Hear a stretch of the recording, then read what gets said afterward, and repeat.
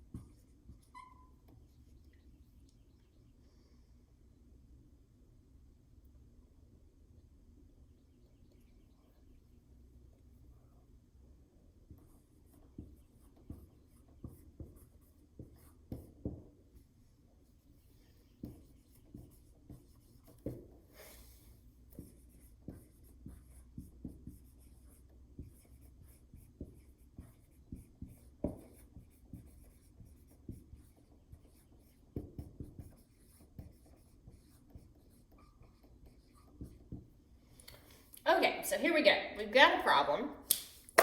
Sandra burnt some hydrocarbon and found its empirical formula to be C2H7. However, the molecular weight of the molecule was 93 grams per mole. What was the actual formula of the molecule? So this question is asking us to find the molecular formula. It gives us some interesting data. So she burnt this molecule and she did some math that we'll learn how to do, and she found that the formula, the empirical formula for that was C2H7. We know this is a correct empirical formula because there's no common factor, so we can't reduce that. So it has to be an empirical formula. So the molecular weight, she knows, of this substance is 93 grams per mole, and we want to figure out what the actual formula is of that molecule. So remember, I told you that our weight of our molecular formula is going to be related to the weight of our empirical formula. So that when you're working these problems and looking at how those two things relate, your first step is going to be to calculate the molecular weight of our empirical formula compound. If the weight of this thing is equal to 93 grams per mole, we know that our molecular formula is the same as our empirical formula. If those numbers are different, we have to figure out how different they are, because that's going to tell us by what factor we need to multiply our empirical formula to get our molecular formula. So let's do the problem, and hopefully it'll make a little more sense as we work through the example. So let's look at our molecular weight of this thing. So let's find our formula mass. So if I look on my periodic table, carbon has a mass of 12 approximately. So 12 times 2 is 24 because there's 2 of them. And then I add the weight of 7 hydrogens, which is about 7 grams per mole.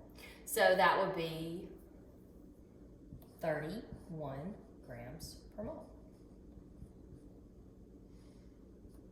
That is not equal to 93 grams per mole, right? So our empirical formula and our molecular formulas, molar masses, will be related to each other by some whole number factor, right? So this one came about by multiplying this one by some factor. So if you're a formula person, you like algebra, this is a way that chemists apply algebra and use it. So if I'm making a formula for this, it's going to be x times 31 equals 93. Right? Just because when I was doing my chemical formula, these are like chemical formulas, right? This is the simplified version of this one's formula. Right? I simplified it, right? So I went through and I took out its common factor, just like in this algebra expression. Now I'm trying to solve for that common factor. So let's do the math and we can see what our common factor is and how that will help us find the actual molecular formula. So let's solve this. Right, so let's review some algebra. I've got an x times 31, and I want to undo that because I'm trying to get x by itself because I want to find the identity of x. So I have to do some division. I'm going to divide both sides by 31 so that 31 will cancel. And when I divide 93 by 31, hopefully you get that x is equal to 3. So this is not done. Our problem is not done, right? The answer is not 3. Right? We have to understand what that 3 means and how it helps us to find the actual formula of the molecule. So we know that our empirical weight is 3 times less than our actual weight. So that tells us that our actual molecule has 3 times as many pieces in it. So if we want to use this relationship to find out what our actual formula is, we have to go through and multiply our empirical formula by 3. So let's do that. That's not that difficult. So let's look down here. So 3 times C2H7 should equal, remember we've got to distribute. So 3 times 2 makes 6C, 6H. 3 times 7 is 21. C6H21 is, based on this information, our actual molecular formula for this hydrocarbon. And we can see, we can kind of reverse to check. So if I wanted to simplify this, I noticed that they both have a factor of 3, so I pull that out, and I would definitely get C2H7.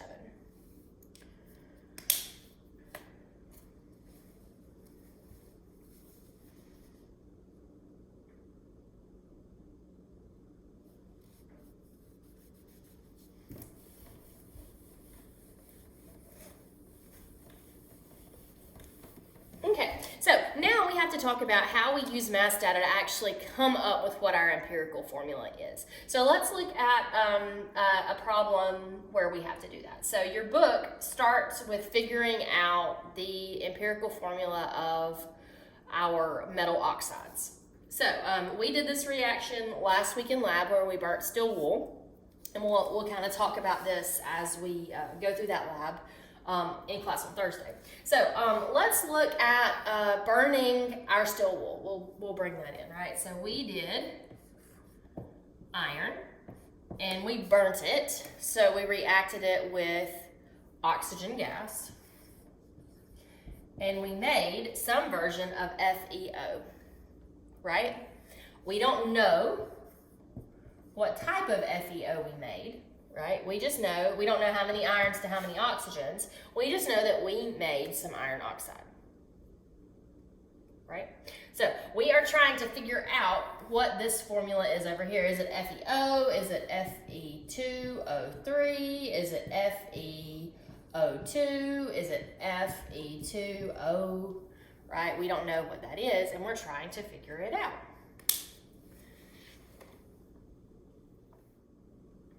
Okay, here we are back with our problem with our iron oxide. So, we are going to say that two chemists, Sam and Bob, are conducting an investigation to determine the empirical formula of an iron oxide, right? They don't know what it is. They start with an 85.65 gram piece of iron metal.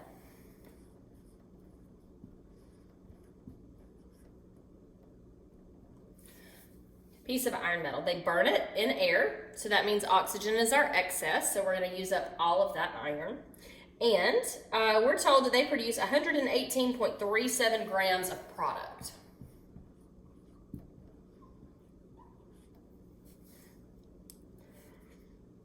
We want to figure out what our empirical formula is. It might be something different than these ones we have listed over here. We don't know. We want to figure it out. So, what would be the steps to solving this problem? We look right here, we see that we need to know in our product how much of this weight is the oxygen, right? So that would be my first step, is to find out just how much mass of iron I have and just how much mass of oxygen I have. But if I remember that I know the law of conservation of mass says that mass has to be conserved, I know the mass over here. I have one unknown on this side, but I know that if I add 85.65 to some number, it's going to equal this 118.37 because I only have two compounds, right? So I can quickly do some subtraction there and figure out that I have 32.72 grams of oxygen.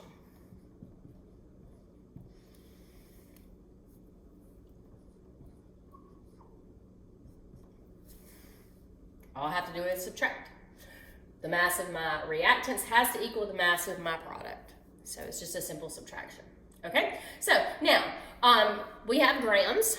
So what do you think our next step is going to be?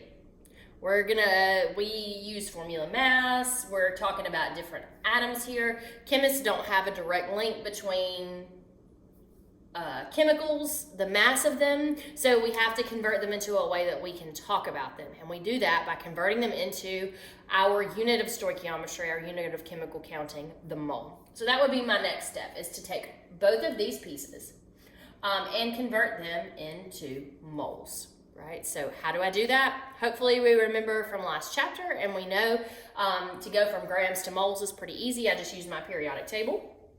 So if I look at my periodic table, my molar mass for iron is 55.85. So I've got 85.65 grams. I'm going to multiply that by the weight of 1 mole of iron. I get that weight of 1 mole of iron off my periodic table, and it is 55.85. It's okay if your periodic table rounds a little differently, you know.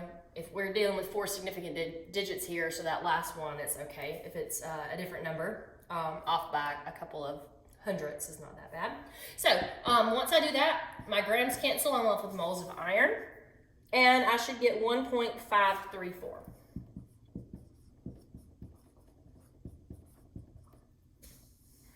Okay, I've got to do the same thing with my oxygen. So 32.72 grams. If I look on my periodic table, I see that oxygen weighs approximately 16 grams per mole. Why do I not double that? Because I have O2 up here, right? Why do I not double that and make my molar mass 32? What do you guys think? Right? So, if I were to double this and make it 32, I would be finding out how many of this O2, how many O2s themselves end up over here. I might not have an even number of oxygen over here. There might be an odd number, right? So when you have diatomic things or multiple things, well, look, when we combust multiple things, we want to figure out the weight are the number of moles of individual atoms, right? Because these molecules are breaking apart. We just want to look at the weight of how many moles we have of each individual element, not molecule, right? So we just want to look at the weights of the individual elements. So I use the weight of 1 oxygen because I want to find out how many oxygens, not how many O2s, end up in my molecule, or end up in my, this is not a molecule, this is an ionic substance, end up in my product, right? So we do that, and you should get out, and let's label this correctly, some moles of oxygen. And you should get out 2.045 moles of oxygen.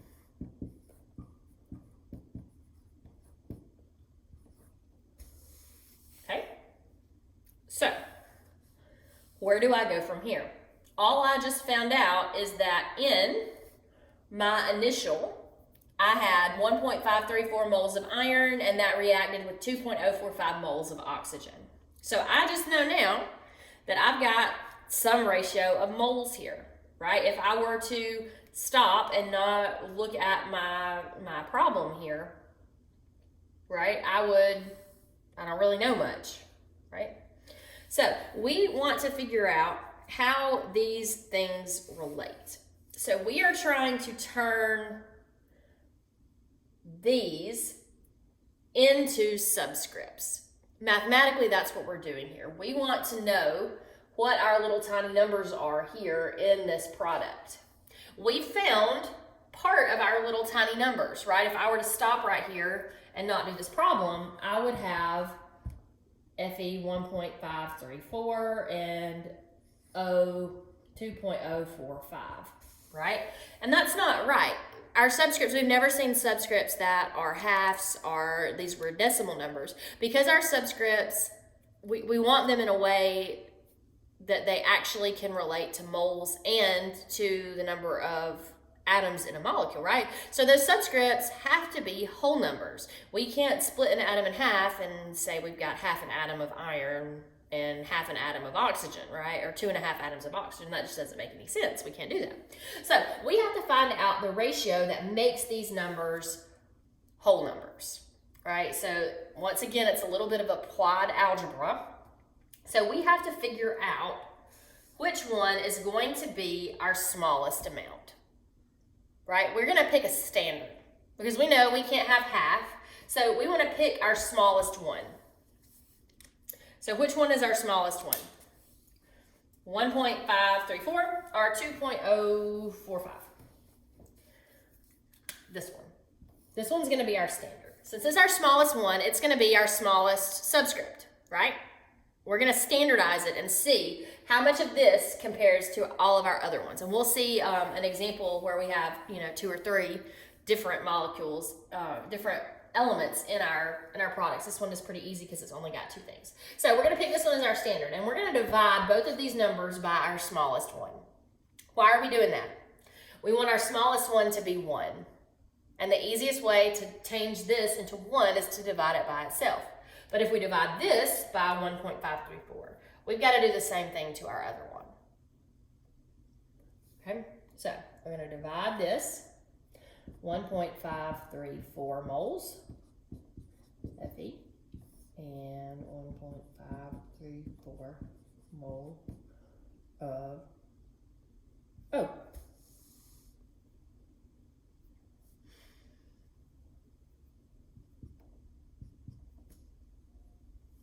So when we divide that by 1, we get 1. When we divide this, we should get a bigger number, right? I get 1.333 forever, right? So sometimes when you do these problems, you get lucky, and when you divide them through by our smallest one, you get all these perfect little whole numbers. This instance, we don't see that, right? So this tells us that I have more than just 1 iron atom in my formula. So I've got to find out what ratio of these give me a whole number. right? Because I can't have approximately a third, 1.333 is a third, right? 1 1/3. I can have a third atom of oxygen, right? So I have to now figure out what number I can multiply these by in order to give me whole numbers. So if I look here, that's approximately a third. So I can multiply this one by 3 and this one by 3. And that's going to give me my whole number. 3 and 1 1/3 times 3 is going to give me 4. So this tells me now that according to these weights in my product, I have 3 iron atoms and 4 oxygen atoms. So if you're looking at steps for how we did this problem, right? First, we found the mass of both of our pieces. We converted that mass into moles. Then we divided through by the smallest number of moles. We standardized, okay? So that wasn't a whole number over here. If it were whole numbers, we could have stopped and that would have been our formula. And our smallest one, there would have only been 1. But since we didn't get whole numbers over here, we had to multiply those by some factor, some whole number factor, to get them all to be whole numbers. Magically, they're all going to come out to whole numbers because of how these things combine and the beauty of chemistry. Those are your steps. So this is the same kind of general pattern regardless of if we're doing combustion or if we're burning hydrocarbons or doing combustion analysis. The same stepwise process is how you do all of your empirical formula problems where you're trying to come up with our empirical formula. So, once again, our steps, find the masses of all of our pieces, convert those masses into moles, divide through by the smallest number of moles, and multiply by a whole number until you get all your subscripts to be whole numbers. Pretty easy. Okay, so let's look now at a combustion analysis problem that gives us what we call percent comp data. So we can look, this one it actually gave us masses, but sometimes the problems won't give you masses. Sometimes they will give you percent composition. So let's look at an example of that. And we should be done.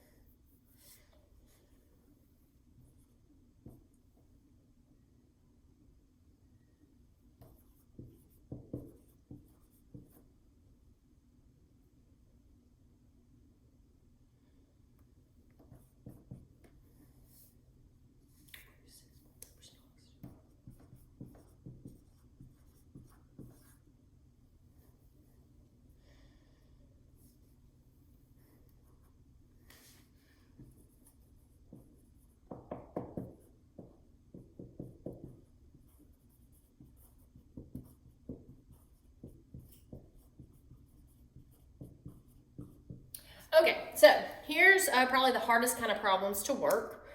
So this one, it says a compound is 19.4% calcium, 34.3% chlorine, and 46.3% oxygen. What is its empirical formula? So we want to find our smallest ratio by mass of each of these things. So Percentages are just a part of a whole. If I were to add all these percentages up, I would get 100%, right? So that accounts for the whole mass of this molecule. So this tells me that 19.4% of that mass is attributed to calcium, 34.3 to chlorine, and 46.3 to oxygen. So I have to get, if I'm doing my empirical formula problems, the first step was to have mass data for each of my pieces in that compound. So how can I go from percentages to an actual number? And we're going to use math to our advantage. We're going to pick something that's going to be easy for us to calculate a percentage of. We're going to assume that we have 100 grams of this substance because it's easy to understand what percentages of 100, right? Think about how you calculate a test grade, right? So if I have 100 grams of this substance, what is 19.4% of that? Isn't it 19.4 grams? If I have 100 grams of this substance, what is 34.3% of that? 34.3, right? So you see what I'm doing? So when we have percent data and we're not given the actual amount of that substance, right? We can assume we have 100 grams of it, and basically that makes our percentages go away and give us that mass data. Now, if we actually had a mass, we would have to calculate 19.4% of whatever mass of the substance that was given to us, but you guys won't have that problem, a problem like that, unless you take chemistry in college. So 19.4 grams of calcium, 34.3 grams of chlorine, and 46.3 grams of oxygen, right? So this is our mass data. That was our first step. Find mass data for all the pieces of my compound. Now, I want to do my next step. What was my next step? Convert that gram to moles. So I've got to go through for each of these and convert them into moles. So calcium, if we look on our periodic table, calcium has a molar mass of 40.08 grams. That's 1 mole for calcium. My chlorine is 35.45 grams to 1 mole Cl. And my oxygen is 16.0 grams to 1 mole. So we're on the second step, convert my mass data that I found into moles. And when we do that, we should get 0.484. I should get for chlorine, I should get 0.968 and 2.89.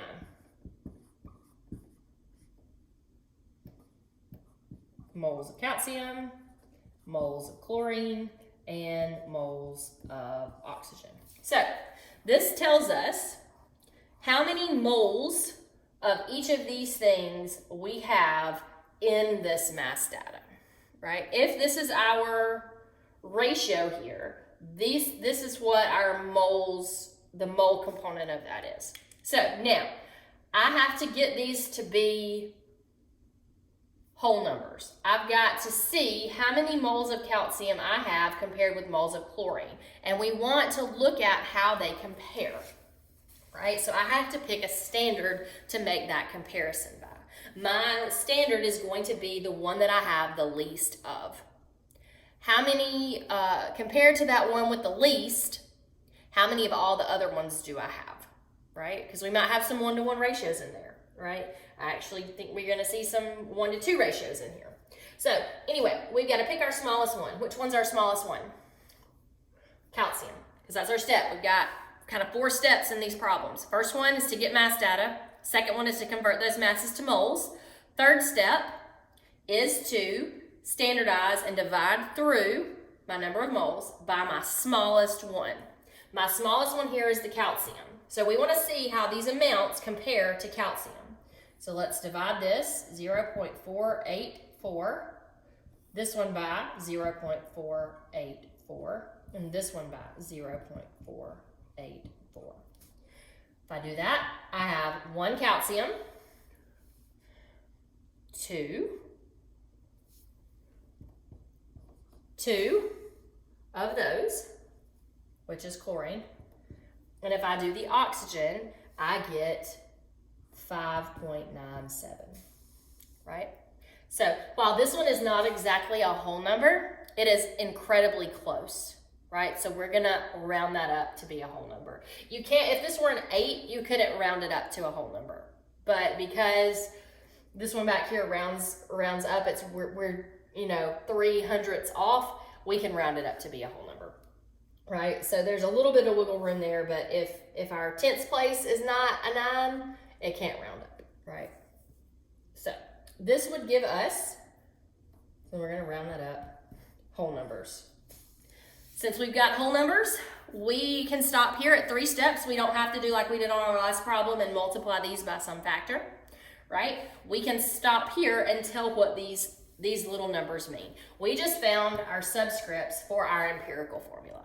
So our empirical formula is going to be Ca1, Cl2, O6. So this is our empirical formula based on that mass data. Once again, the same kind of 4 steps for all of these empirical analysis problems. Get mass data, convert mass to moles, divide through by your smallest number of moles, and if your numbers aren't whole numbers, then multiply them by some whole number to get them whole numbers themselves, right? 4 steps, and you can lay the gauntlet down on any empirical formula problem that you have.